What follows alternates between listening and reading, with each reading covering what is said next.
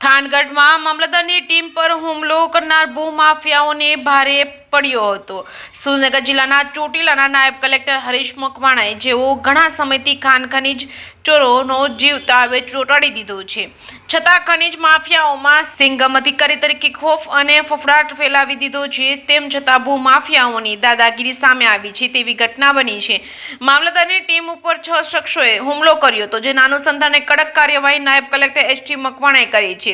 ગત તારીખ 15/12/2025 રોજ મોડી રાત્રે મામલતદાર કચેરી થાનગઢના કર્મચારીઓ ગેરકાયદેસર ખનન પ્રવૃત્તિ અટકાવવા જતા નીચે મુજબના ઈસમોએ અન્ય નાગરિકોની મદદથી મામલતદાર કચેરી થાનગઢની ટીમ ઉપર હુમલો કરી ફરજમાં રૂકાવટ કરી ગેરકાયદેસર ખનનમાં ઉપયોગી વાહનો લઈ નાસી ગયેલ હોય. હુમલો કરનાર આરોપીઓ ભરત રમેશ અલગોતર તેમજ જયપાલ રમેશ અલગોતર, રવિ ઉગા પરમાર તમામ રહે થાનગઢ. ઉક્ત ઈસમોએ જ ગેરકાયદેસર અથવા કોઈ પણ પરવાનગી વગર બાંધકામો કરેલ હોય તે તમામ બાંધકામો દૂર કરવાની કામગીરી નાયબ કલેક્ટર ચોટીલા એસ.ટી. મકવાણાઓની આગેવાની હેઠળ મામલતદાર થાનગઢ તેમજ મામલતદાર ચોટીલા અને મામલતદાર મૂળીની સંયુક્ત ટીમ દ્વારા બ્રજ ફાર્મ તોડી પાડવામાં આવ્યું હતું.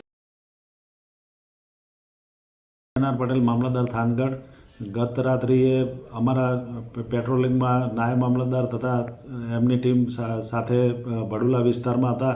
તે દરમિયાન મને ફોન આવ્યો કે સાહેબ આ રીતે હુમલો થયો છે અમારી ઉપર. તો મેં કીધું તમે તાત્કાલિક અહીંયા આવો, હું આવું સાથે. પછી અમે સીધા પોલીસ સ્ટેશન ગયા અને પોલીસ સ્ટેશન એ 3 ઈસમો વિરુદ્ધ ફરિયાદ દાખલ કરવામાં આવેલ છે. તેમજ એ ભરતભાઈ રમેશભાઈ અલગોતરની મિલકતો અંગેની નોટિસો આપવામાં આવી. એમાં 2 મકાન છે, એક વાડી અને બે કાંટા, એક નેશનલ કાંટો અને દ્વારકાધીશ કાંટા ઉપર ગત રોજ રાત્રિના સમયે નોટિસો ચોંટાડવામાં આવેલ છે અને આગળની કાર્યવાહી કરવામાં આવશે. હું તરુણ ભાસ્કરભાઈ દવે હાલ નાયબ મામલતદાર થાનગઢ તરીકે મારી ફરજ નિભાવું છું. રેગ્યુલર અમે લોકો ખાણ ખનીજની ગેરપ્રવૃત્તિઓ ચાલે છે તેને પેટ્રોલિંગમાં નીકળતા હોય છે મામલતદાર સાહેબના હુકમને અનુસરીને.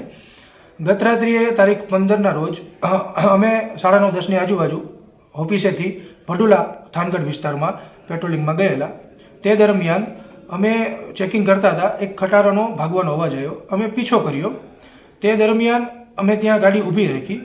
ત્યારે અચાનકથી એક બુલેટ આવ્યું.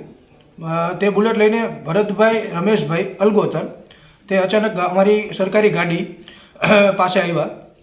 ત્યાં અમારા ડ્રાઈવરને કાચ ખોલીને જેમ ફાવે એમ ગાળો બોલવા માંડ્યા. ત્યારબાદ એમને હાથ ચાલાકી કરી, ડ્રાઈવરને મારવાની કોશિશ કરીને માર્યો પણ. ત્યારબાદ અમે લોકો ત્યાંથી જેમ તેમ કરીને નીકળી ગયા.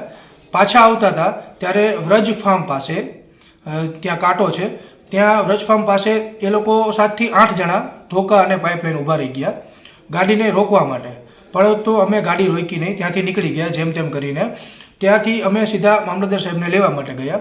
ત્યાંથી સીધા અમે પોલીસ સ્ટેશન ગયા.